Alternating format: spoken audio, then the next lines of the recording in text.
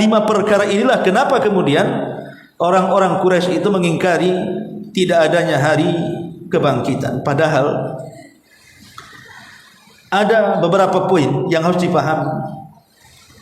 Ketika Allah Subhanahu wa taala berfirman di dalam Al-Qur'anul Karim, za'amal ladzina kafaru alla yub'atsu qul bala wa rabbi la tub'atsunna thumma latunabba'unna bima 'amiltum wa dzalika 'ala Allahi yasir. Orang-orang kafir menyangka bahwa mereka tidak mungkin dibangkitkan. Katakan ya Muhammad, bahkan demi Rabbku kalian akan dibangkitkan, kemudian akan ditanya apa yang kalian lakukan, dan atas Allah perkara itu sangat mudah. Para ulama ketika memberikan catatan kepada ayat ini mengatakan yang pertama bahwa ayat ini dalil penghabaran dari Allah Subhanahu wa taala bahwa hari kiamat itu pasti terjadi. Yang kedua, Bismillahirrahmanirrahim.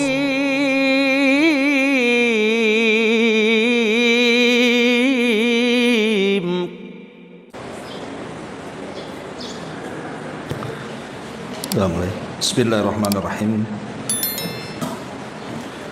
Assalamualaikum warahmatullahi wabarakatuh.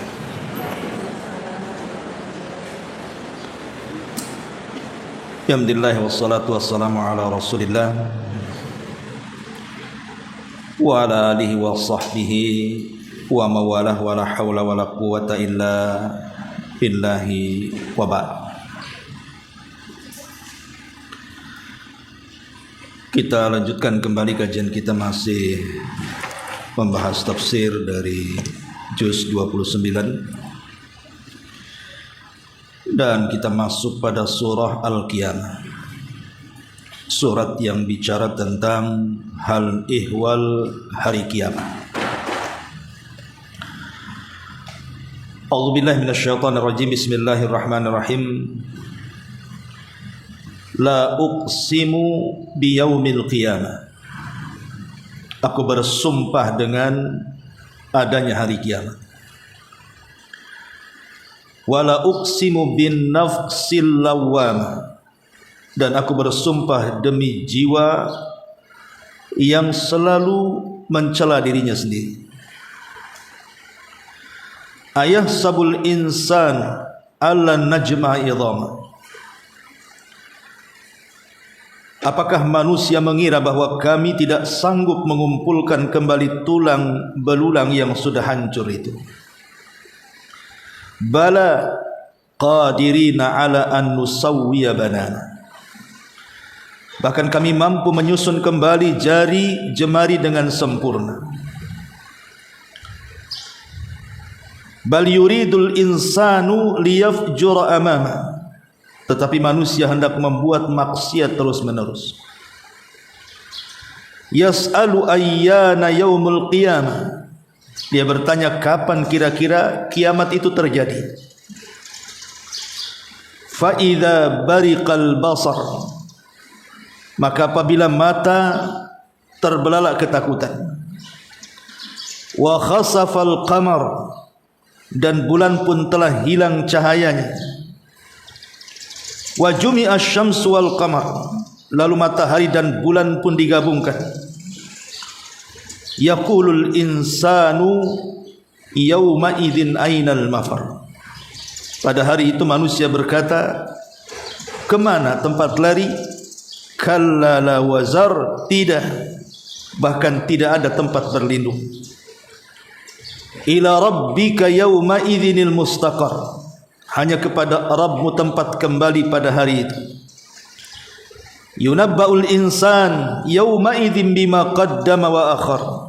Pada hari itu diberitakan kepada manusia apa yang telah dikerjakannya dan apa yang telah dilalaikannya. Balil insanu ala nafsihi basira, bahkan manusia menjadi saksi atas dirinya sendiri.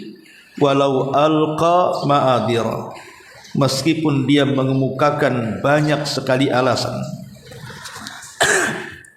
Baik, surat ini secara global bicara tentang dua hal. Pertama, bicara tentang hal ihwal hari kiamat, dan yang kedua bicara soal wahyu yang diturunkan kepada Rasul kita Muhammad sallallahu alaihi wasallam. Adapun poin yang pertama, bicara soal hal ihwal hari kiamat, karena memang surat ini sendiri dinamai dengan suratul Qiyamah, surat yang bicara tentang hari kiamat. Kenapa hari kiamat disebut al-qiyamah? Qiyamah itu artinya dari qama yaqumu qiyamah, maknanya qama itu berdiri. Lalu kenapa dengan berdiri? Sebagian para ulama, di antaranya perkataan Imam Ibn Utsaimin rahimahullahu taala, karena dinamakan hari kiamat dengan kiamat karena manusia akan berdiri dalam tiga kondisi. Kondisi yang pertama, di mana manusia akan berdiri pada hari kiamat ketika mereka bangkit dari kubur-kubur mereka. Dan itu dijelaskan di banyak ayat di dalam Al-Quranul Karim. Seperti Allah mengatakan, yauma yaqumun nasu li rabbil alamin. Pada hari manusia bangkit dari kubur, maka mereka posisinya berdiri menghadap Allah Subhanahu wa taala. Bahkan sebagian para ulama mengatakan bahwa manusia ketika dibangkitkan oleh Allah Subhanahu wa taala kemudian berdiri menghadap Rabb, ketika itu selamanya mereka tidak akan bisa duduk, apalagi berbaring. Jadi posisi mereka kelak di padang mahsyar setelah dibangkitkan itu hanya bisa berdiri saja, tidak akan bisa duduk dan tidak akan bisa berbaring. Dan tentu kondisi seperti ini melelahkan. Jangan lagi bertahun-tahun berdiri, 2-3 hari saja berdiri tidak duduk, apalagi tidak baring, mungkin sudah enggak kebayang lelahnya seperti apa. Apalagi berdirinya pada hari kiamat ini 50.000 tahun. Tentu sering saya katakan 50.000 tahun bagi orang-orang kafir. Tapi bagi orang-orang yang beriman sesuai dengan hisabnya. Bisa cepat, bisa lambat. Kalau hisabnya mudah ya cepat, kalau hisabnya lambat ya lama. Ma'asyiral muslimin yang dimuliakan Allah Subhanahu wa taala. Kemudian yang kedua, karena mereka berdiri di hadapan Allah Subhanahu wa taala menjadi qiyamul ashhad, alladzina yashhaduna lirrusuli wa 'alal umami. Mereka berdiri karena mereka akan menjadi saksi, saksi bagi setiap para utusan dan saksi bagi para umat-umat yang berlalu sebelum kita. Disebutkan dalam sebuah riwayat, ketika Nabi Allah Nuh alaihi salatu wassalam dihadirkan bersama umatnya, kemudian Allah Subhanahu wa taala bertanya kepada umat Nuh, apakah nabi kalian yang aku utus kepada kalian sudah menyampaikan risalahnya? Maka orang-orang kafir dari umat Nuh mengatakan, la, tidak. Tidak pernah diutus kepada kami seorang nabi pun, dan tidak pernah ada penjelasan tentang wahyu yang sampai kepada kami dari nabi tersebut. Jadi umatnya Nuh yang kafir mengingkari adanya Nuh di tengah-tengah mereka. Maka Allah Subhanahu wa taala memanggil Nuh alaihi salatu wassalam, bukankah sudah Aku utus dirimu untuk mendakwai kaummu. Bagaimana mungkin kemudian kaum mengingkari dirimu? Tentu Allah Subhanahu wa taala mengatakan seperti itu bukan berarti Allah tidak tahu. Allah sedang menguji. Maka Nuh alaihi salatu wassalam mengatakan, "Ya Rabb, sudah kusampaikan seluruh risalahmu kepada mereka." Kemudian Allah mengatakan, "Adakah saksi yang menguatkan pengakuan?" Maka Nuh alaihi salatu wassalam mengatakan, "Ada." Kemudian mengisyaratkan kepada Rasulullah sallallahu alaihi wasallam dan umatnya dan mengatakan merekalah saksi. Kemudian Allah Subhanahu wa taala bertanya kepada umat Rasul dan mengatakan, apakah kalian mau bersaksi untuk kebenaran Nuh dan kejujurannya bahwa dia sudah menyampaikan risalahku kepada mereka? Maka umat Nabi sallallahu alaihi wasallam mengatakan, ya, kami bersaksi. Maka Allah mengatakan, bukankah kalian belum hidup saat Nuh menyampaikan risalahku kepada umatnya? Kenapa kalian bisa bersaksi untuk Nuh alaihi salam? Maka umat Nabi sallallahu alaihi wasallam mengatakan, ya, kami memang tidak hadir saat Nuh menyampaikan risalah itu. Bahkan boleh jadi zaman kami berbeda dengan zaman dia. Tetapi yang mengatakan Nuh menyampaikan risalah itu adalah dirimu yang kau cantumkan di dalam Al-Quranul Karim. Maka akhirnya kemudian Allah Subhanahu wa taala membenarkan ucapan Nuh alaihi salatu wassalam dan membenarkan kita sebagai umat Rasul untuk menjadikan saksinya. Lah saat itulah Allah Subhanahu wa taala meminta agar kita berdiri kelak pada hari kiamat untuk menjadi saksi bagi para nabi dan seluruh umatnya. Ini yang kedua. Kenapa disebut kiamat? Karena kelak pada hari kiamat kita akan berdiri menjadi saksi.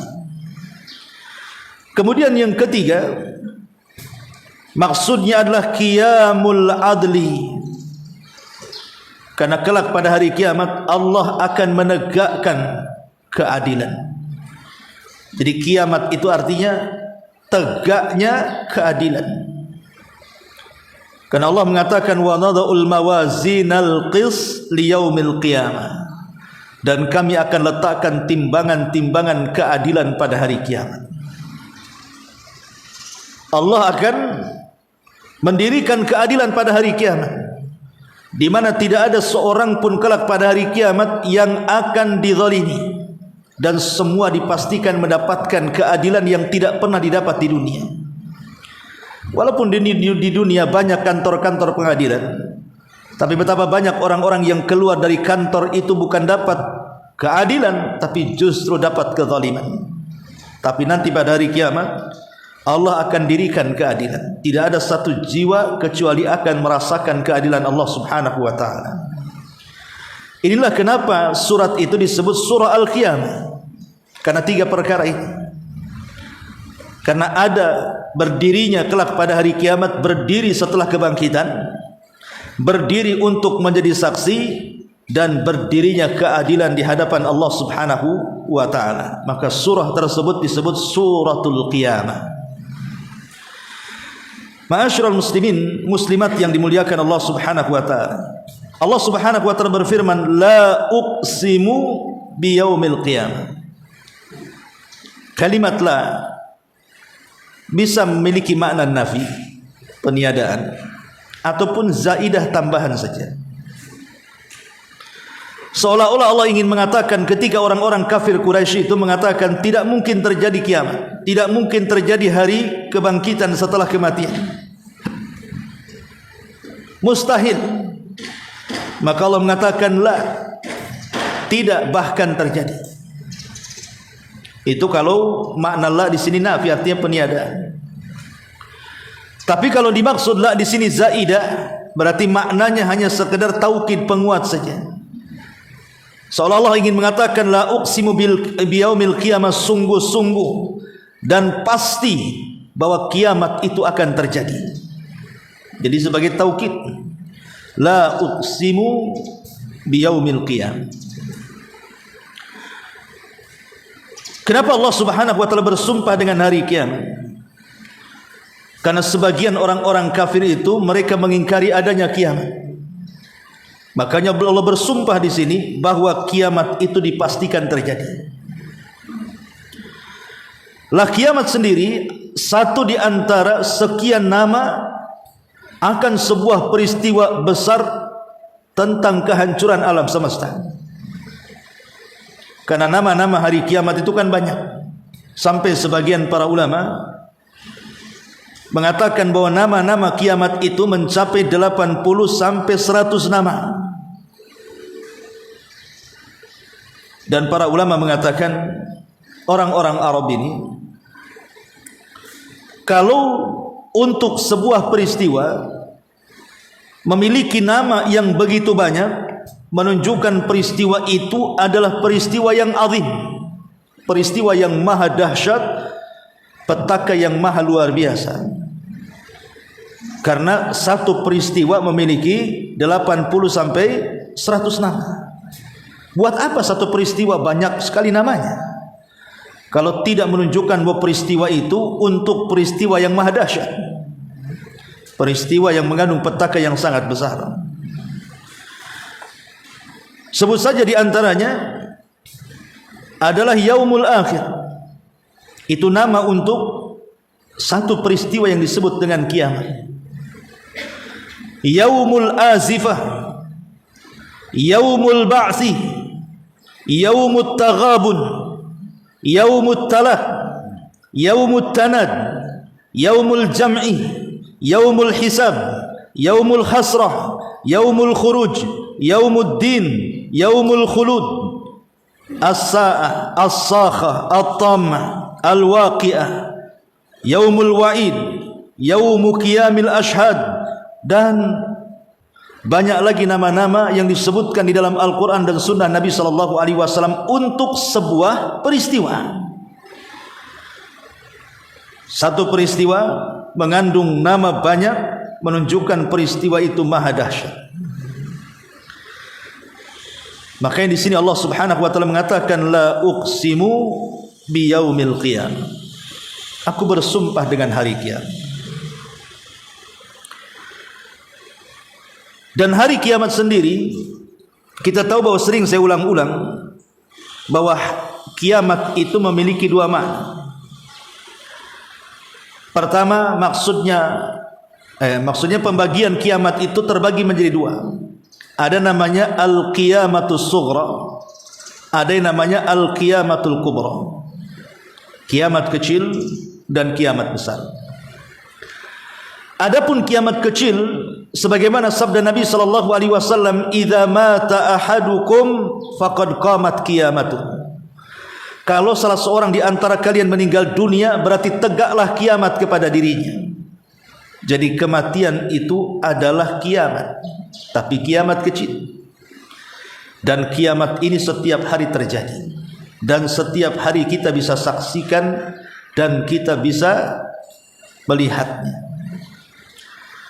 Tapi yang dimaksud dalam ayat ini adalah kiamat yang kedua, yang dimaksud dengan kiamatul kubra, kiamat yang maha besar. Kiamat yang maha besar, itulah kehancuran alam semesta. Kiamat yang membawa kehancuran seluruh alam semesta. Bintang dijatuh-jatuhkan, matahari dan bulan dikumpulkan dan dipadamkan cahayanya, langit digulung, air lautan ditumpahkan, gunung dicabut kemudian dihancurkan di angkasa, kemudian bumi digempakan, dan begitu seterusnya. Inilah yang dimaksud dengan al-qiyamah dalam ayat ini, kehancuran total alam semesta. La uqsimu biyaumil qiyamah. Dan rukun tentang keimanan kita kepada hari kiamat itu sebagaimana yang sudah saya jelaskan ada 5. Pertama, beriman dengan adanya kematian. Yang kedua, beriman dengan adanya alam barzah atau alam kubur. Yang ketiga, beriman adanya hari kebangkitan. Yang keempat, beriman dengan adanya hisab dan seluruh peristiwanya. Dan yang terakhir, beriman dengan adanya balasan sorga ataupun neraka. Inilah secara global ketika seorang yang beriman itu mengimani tentang hari kiamat. Wajib beriman dengan 5 perkara ini. Bahwa pasti kita akan mati, bahwa pasti kita akan dihidupkan dalam kubur, bahwa pasti kita akan dibangkitkan, bahwa pasti kita akan dihisab, bahwa pasti kita akan mendapatkan balasan. La uqsimu biyaumil qiyamah. Kemudian Allah mengatakan wala uqsimu bin nafsil lawwamah, dan aku juga bersumpah demi jiwa yang selalu menyesali dirinya sendiri. Jiwa manusia terbagi menjadi 3. Ada namanya nafsul mutmainnah, ada namanya nafsul lawwamah, ada namanya nafsu ammaratin bisu. Adapun nafsul mutmainnah adalah jiwa orang-orang yang beriman. Jiwa orang-orang yang beriman itu tenang. Makanya saat kematiannya juga dipanggil dengan ketenangan. Ya ayyatuhan nafsul mutmainnah, irji ila rabbiki radiyatan mardiyah. Wah, jiwa yang tenang, keluarlah menuju keridhaan Allah Subhanahu wa taala dan juga kehidupan yang bahagia, radiyatan mardiyah. Tapi di sana ada jiwa orang kafir yang disebut dengan ammaratun bisuh, jiwa yang buruk, jiwa yang senantiasa memerintahkan kepada keburukan. Tapi di sana ada jiwa pertengahan, dia bisa menarik diri kepada jiwa-jiwa yang tenang, atau boleh jadi akan tertarik kepada jiwa-jiwa yang memerintahkan kepada keburukan. Itu yang disebut dengan lawamah. Lawamah itu diantara 2 jiwa. Jiwa yang tenang, jiwa orang-orang yang beriman, ataupun jiwa yang senantiasa memerintahkan kepada keburukan, jiwa orang-orang kafir. Kapan itu terjadi? Lawamah itu artinya mencela diri sendiri. Dan mencela diri sendiri itu ada dua macam. Pertama, mencela akan kebaikan, kenapa dia tidak melakukannya? Yang kedua, mencela akan keburukan, kenapa dia tidak melakukannya? Jiwa manusia itu pasti apabila dia lawamah, cuman ada 2 saja. Imma dia menyesal kenapa dia tidak berbuat baik, atau dia menyesal kenapa dia tidak berbuat buruk. Contoh, umpamanya ibu dulu kaya, kemudian menjadi miskin, kemudian dapat hidayah, akhirnya hijrah. Terpikir, kenapa lah dulu waktu aku kaya tidak hijrah, sehingga kekayaanku tidak kuhambur-hamburkan. Itu namanya menyesal juga kan, tapi menyesal kepada kebaikan. Kenapa aku tidak bersedekah? Kenapa aku tidak hadir di majelis ilmu? Kenapa aku pelit sekali? Kenapa aku tidak tolong dia? Itu namanya penyesalan tuh. Tapi penyesalan ini penyesalan baik. Dan penyesalan baik ini akan menuntun kepada jiwa yang tenang. Tapi di sana ada penyesalan yang tidak baik. Kenapa aku tidak nimbrung? Coba aku nimbrung, kan bisa ikut gibah sama-sama. Kenapa aku tidak berangkat? Coba aku berangkat, kan aku bisa mukulin juga tuh. Kenapa aku tidak berangkat? Coba aku berangkat, aku bisa kumaki juga dia. Ah, itu namanya penyesalan keburukan. Itu jiwanya jiwa buruk. Jadi penyesalan ini terjadi kelak pada hari kiamat. Jadi ada jiwa-jiwa itu yang menyesal pada hari kiamat. Seperti Allah mengatakan, laula akhartani ila ajalin qarib la asaddaqa wa akum minas salihin. Seandainya ya Rabb kau kembalikan aku ke dunia, tentu aku akan banyak bersedekah dan tentu saya akan termasuk menjadi orang-orang yang soleh. Guna penyesalannya? Tidak berguna. Penyesalan tidak berguna selama penyesalan itu dilakukan setelah kematian. Kalau ingin berguna, sekaranglah waktu penyesalan itu terjadi supaya bisa diulangi.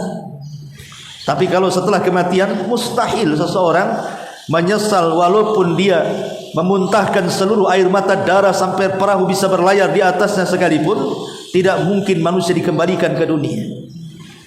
Penyesalan hanya tinggal penyesalan. La uqsimu bin nafsil lawwamah.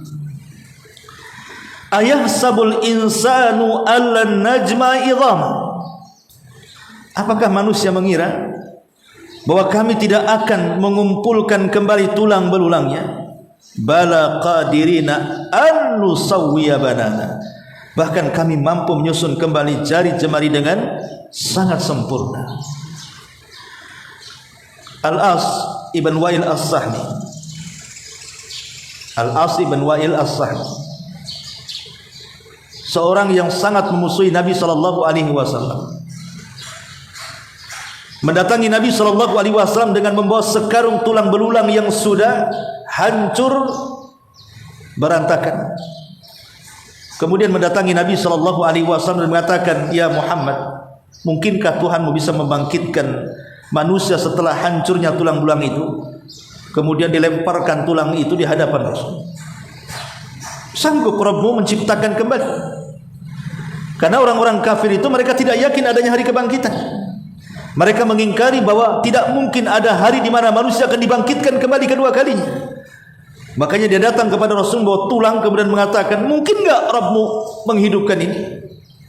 Maka Nabi SAW terdiam sampai turun surah Yasin ayat 78-79. Wa dharaba lana mathalan wa nasiya khalqa.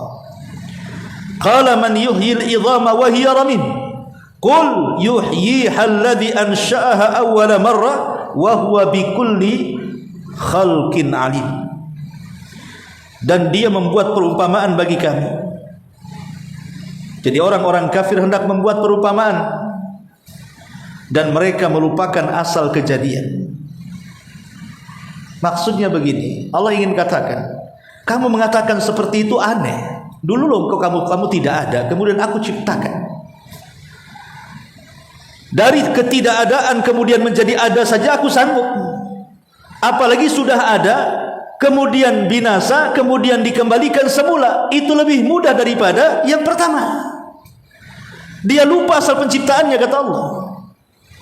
Yang namanya menciptakan barang pertama kali itu agak rumit. Tapi kalau sudah ada ciplakannya lebih mudah. Begitu maksudnya. Ini barang sudah ada, kemudian meninggal, kemudian diadakan lebih mudah daripada yang awalnya tidak ada menjadi ada. Seolah-olah ingin katakan seperti itu. Makanya Allah mengatakan, dan dia membuat perumpamaan kepada kami. Dia lupa asal penciptaannya. Dia berkata, siapa yang dapat menghidupkan tulang belulang itu yang telah hancur lulu? Allah katakan kepada Rasul, katakan ya Muhammad, iya, maksudnya Allah akan dihidupkan, akan menghidupkannya sebagaimana pertama kali Allah ciptakan, dan dia maha mengetahui tentang segala makhluk yang ada di bumi. Ma'asyiral muslimin yang dimuliakan Allah Subhanahu wa taala, Allah itu ala kulli syai'in qadir, atas segala sesuatu maha mampu. Ketika Nabi Allah Uzair alaihi salam oleh Allah Subhanahu wa taala ditidurkan selama 1 abad. Kemudian ketika sudah 1 abad dia bangun. Dia lihat keledai yang ditumpanginya saat dia tertidur 1 abad itu sudah hilang, dan hanya tinggal tulang tengkorak yang tersisa dari keledai tersebut. Anehnya, makanan yang dia bawa dan minuman yang ia bawa tidak berubah. Ini kan 2 fenomena aneh. Satu sisi dia bawa makan dan minum, kemudian dia tidur 1 abad, tapi makan dan minum itu tidak berubah sama sekali. Masih utuh seperti itu, tidak basi, tidak hilang, tidak berubah sama sekali. Tapi ketika melihat keledainya sudah hancur, tinggal tulang belulang. Siapa yang berkuasa di sini? Allah. Allah sanggup membuat makanan berabad-abad sekalipun tidak akan berubah, sebagaimana Allah sanggup juga membuat kebinasaan. Karena Allah lah yang menghidupkan, Allah lah yang mematikan. Allah lah yang menghidupkan, Allah juga yang membinasakan. Akhirnya Allah Subhanahu wa taala ingin buktikan bahwa dia ala kulli syai'in qadir. Uzair pun ketika Allah menghidupkan keledai itu, dia melihat dengan kedua matanya bagaimana Allah rangkaikan 1 tulang keledai dengan tulang berikutnya. Setelah terbentuk tulang dan berbentuk tubuh, Allah entah dari mana datangkan daging-daging dan ditempelkan kemudian di dalam tulang, membalut tulang tersebut sampai Allah tiupkan roh. Uzair melihatnya. Dari situ Uzair mengatakan, aku yakin bahwa Allah atas segala sesuatu maha mampu. Karena ketika itu kan Uzair ragu-ragu akan kehancuran sebuah kota. Dilihatnya kota yang dulunya indah berantakan, hancur luluh sampai ke para-parapnya, tidak ada kehidupan sama sekali. Sehingga Uzair ini merenung, mungkinkah kota ini akan kembali ke semula, menjadi kota yang indah, ramai, penuh dengan teriakan manusia? Mungkinkah seperti itu? Kayak sekarang lah ibu tengok Palestina namanya kan, bagaimana dihancurkan sehancur-hancurnya oleh Zionis Yahudi itu. Kadang-kadang berpikir kapan Palestina akan seperti semula kota-kotanya, penuh dengan kehidupan, dengan kebahagiaan. Lah Uzair itu ketika memandang Palestina saat diserbu oleh Bukhtun Nasr, seperti itu tuh cara berpikirnya. Makanya Allah akhirnya tidurkan dia selama 1 abad. Setelah dia bangun, dia melihat fenomena aneh di mana keledainya dibangkitkan di depan matanya. Sehingga dia berpikir, kalau ini Allah saja sanggup, maka Allah lebih sanggup lagi menghidupkan kota itu. Maka ketika dia berjalan, betul Palestina sudah ramai kembali. Sampai dia tidak bisa mengenali rumahnya, di mana rumahnya. Dan itu menunjukkan Allah ala kulli syai'in qadir, sanggup menghidupkan keledai yang mati di hadapan Uzair. Dan banyak kisah-kisah kan, seperti bagaimana Isa di antara mukjizatnya membuat burung-burungan dari tanah liat tiba-tiba menjadi burung beneran. Siapa yang menghidupkan burung itu kalau bukan Allah? Ibaratnya ibu tengok celengan ayam, tahu-tahu jadi ayam beneran kan itu ya. Siapa yang menghidupkan itu kalau bukan Allah? Ibrahim ketika didatangkan 4 jenis itik atau angsa, kemudian dipotong-potong, kemudian disebar di semua lautan dan sungai, tiba-tiba sekali panggil, semua potongan itu kemudian terkumpul merangkai, akhirnya utuh dan kembali hidup. Siapa yang menghidupkan itu kalau bukan Allah subhanahu wa ta'ala? Ataupun mungkin lapangan yang tadinya gersang, tiba-tiba turun hujan sehari 2 hari, tiba-tiba 1 bulan penuh dengan hijau-hijauan rumput. Siapa yang menghidupkan rumput itu? Jadi sebenarnya fenomena-fenomena yang ada di alam semesta ini cukuplah menguatkan bahwa ada kehidupan setelah kematian. Tapi orang-orang kafir mengatakan, ayahsabul insan alla najma idhama. Apakah manusia mengira bahwa kami tidak akan sanggup mengumpulkan kembali tulang-tulang itu? Karena orang kafir mendustakan tidak mungkin Allah membangkitkan mereka setelah kematian. Allah bantah, bala qadirina ala an nusawwiya banana. Bahkan kami mampu menyusun kembali jari jemari dengan sempurna. Kenapa disebut jari jemari? Karena nanti ketika kita dibangkitkan dari kemusnahan menjadi keadaan kembali semula, itu dimulai dari jari jemari dulu. Allah ciptakan jari-jari kita, kemudian merambat ke yang lainnya, jadilah manusia dan berdiri di hadapan Allah Jalla fi'ula. Ma'asyiral muslimat yang dimuliakan Allah subhanahu wa ta'ala, bala qadirina ala an nuhya bana. Tentu ada alasan. Kenapa? Orang kafir itu mengingkari bahwa tidak ada dan tidak mungkin adanya kehidupan setelah kematian itu. Tentu mereka ada alasannya. Ya. Yang pertama, alasan mereka kenapa tidak mungkin terjadi, sehingga mereka mengingkari hari kebangkitan. Pertama, al-istib'ad. Al-istib'ad artinya mereka kalau sampai meyakini apa yang diserukan Nabi kepada mereka, ada kehidupan setelah kematian, mereka semakin jauh dari agama nenek moyang mereka. Makanya mereka mengingkari, karena ajaran nenek moyang mereka tidak sampai ke situ. Dan ini menunjukkan bahayanya mengikuti agama leluhur ini seperti ini. Akhirnya menolak kebenaran dakwah Nabi. Maka jangan mengikuti agama leluhur, tetapi ikutilah agama yang jelas-jelas datang dari langit. Yang kedua, al-kibr, karena kesombongan. Kesombongan mereka, akhirnya mereka menolak semua ajakan Nabi. Mau yang kecil, mau yang besar ditolak. Yang ketiga, mailuhum ila syahwat, karena condongnya mereka kepada syahwat dunia, sehingga mereka mengingkari adanya akhirat. Karena syahwat mereka, kecintaan mereka kepada dunia menutupi keyakinan mereka kepada akhirat. Kemudian yang keempat, bahwa karena mereka itu amilun iqtisadi li inkarihimul ba'thil wal imani bil yaumil akhir. Karena mereka adalah para pedagang yang suka bercurang dalam dagang. Jadi orang-orang jahiliyah Mekah itu kan pakar-pakarnya dagang. Makanya pekerjaan mereka dari kecil sampai mati pun mereka menjadi para pedagang. Rihlatash syita'i was-saif. Berdagang ke Yaman, berdagang ke Syam. Itulah kehidupan mereka selaku pedagang. Dan pedagang itu kalau tidak punya rambu-rambu aturan, lebih banyak menyimpang kepada yang diharamkan Allah Subhanahu wa taala. Curang dalam dagang, zalim, gharar, riba dan yang semacamnya. Sehingga kalau seandainya ada kehidupan setelah kematian, berarti ada balasan akan kecurangan mereka dalam dagang. Dan mereka tidak mau itu. Ada balasan karena kecurangan mereka. Sehingga mereka mengatakan seperti itu. Intinya tidak mau ada balasan akan kezaliman yang mereka lakukan. Yang kuat semakin kuat dan yang lemah tidak akan pernah mendapatkan keadilan selamanya. Dan orang-orang zalim akan mendapatkan kesenangan selamanya. Itulah mereka, sehingga mereka mengingkari adanya hari kebangkitan. Dan yang terakhir, urusan politik. Urusan politik yang mereka, kenapa kemudian mereka tidak mau mengikuti ajaran Nabi? Karena ketika Abu Jahal ini berdialog dengan salah seorang kawannya tentang kondisi Nabi SAW, Akhnas ibn Qais namanya.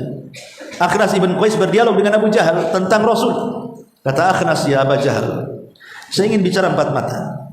Kata Abu Jahal, iya, silakan. Kata Akhnas, bagaimana pendapatmu tentang Muhammad? Kata Abu Jahal, dia baik, tidak pernah berdusta. Kemudian kata Akhnas, kenapa kau tidak ikut agama dia? Kata Abu Jahal, tidak bisa. Bukan aku tidak percaya dengan apa yang ia bawa. Masalahnya antara kabilahku dengan kabilahnya ada permusuhan.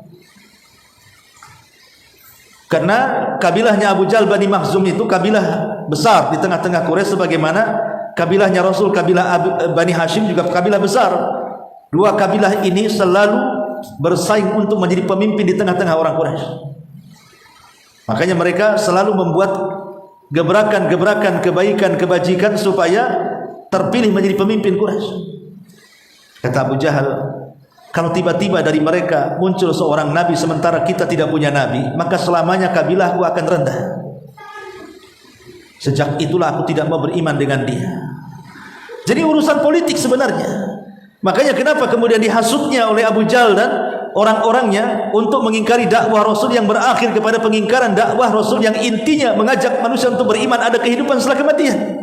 Itu masalahnya. Lah 5 perkara inilah kenapa kemudian orang-orang Quraisy itu mengingkari tidak adanya hari kebangkitan. Padahal ada beberapa poin yang harus dipahami. Ketika Allah Subhanahu wa taala berfirman di dalam Al-Qur'anul Karim, za'amal ladzina kafaru alla yub'atsu qul bala wa rabbi latub'atsunna thumma latunabba'unna bima 'amiltum wa dzalika 'ala Allahi yasir. Orang-orang kafir menyangka bahwa mereka tidak mungkin dibangkitkan. Katakan ya Muhammad, bahkan demi Rabbku kalian akan dibangkitkan, kemudian akan ditanya apa yang kalian lakukan, dan atas Allah perkara itu sangat mudah. Para ulama ketika memberikan catatan kepada ayat ini mengatakan yang pertama bahwa ayat ini dalil penghabaran dari Allah Subhanahu wa taala bahwa hari kiamat itu pasti terjadi. Yang kedua, zat yang maha mampu menciptakan pertama kali, maka akan mampu menciptakan yang kedua kali. Yang ketiga, zat yang sanggup menciptakan yang jauh lebih besar dibandingkan manusia, maka akan lebih sanggup lagi menciptakan manusia kedua kalinya. Langit saja bisa diciptakan oleh Allah, macam mana menciptakan manusia tidak bisa. Langit itu lebih rumit penciptaannya dibandingkan manusia. Tapi Allah sanggup menciptakan langit sebesar itu. Antum asyaddu khalqan amis sama'u banaha, kata Allah. Apakah kalian lebih rumit penciptaannya? Apakah langit yang kami bangun? Dan yang keempat, kekuatan Allah Subhanahu wa taala. Harusnya sudah meyakinkan bahwa ada kehidupan setelah kematian ketika menciptakan alam semesta saja dari satu kondisi ke kondisi berikutnya, itu sudah cukup sebenarnya. Contoh kecil saja, penciptaan manusia. Bagaimana mungkin dari setetes sperma berubah menjadi segumpal darah? Dari segumpal darah kenapa berubah menjadi segumpal daging? Dari segumpal daging kenapa terbentuk manusia? Nah, harusnya mereka paham satu kondisi ke kondisi berikutnya bahwa Allah itu sanggup menciptakan kita kembali. Tapi orang-orang kafir, mereka mengingkari akan hal itu. Bal yuridul insanu liyabjura amal. Tetapi manusia hendak membuat maksiat terus-menerus. Inilah dampak orang kalau tidak beriman dengan hari akhir. Dipastikan dia akan menjadi ahli maksiat selamanya. Orang yang tidak yakin ada kematian, ada kehidupan setelah kematian, ada kebangkitan setelah hari kiamat, maka selamanya hidupnya dipastikan menjadi orang yang paling jahat dan tidak akan pernah tobat. Tetapi orang-orang yang yakin ada kehidupan setelah kematian, ada kebangkitan setelah kiamat, maka dipastikan dia terlahir menjadi orang-orang yang baik, disiplin, jujur, amanah, dan yang semacamnya. Kenapa? Karena di sana ada balasan. Siapa yang berbuat jahat ada balasannya, siapa yang berbuat baik ada balasannya. Wa man ya'mal mithqala dzarratin khairan yara, wa man ya'mal mithqala dzarratin syarran yara. Wallahu a'lam. Sampai di sini dulu. Silakan kalau ada yang mau tanya, kita buka tanya jawab.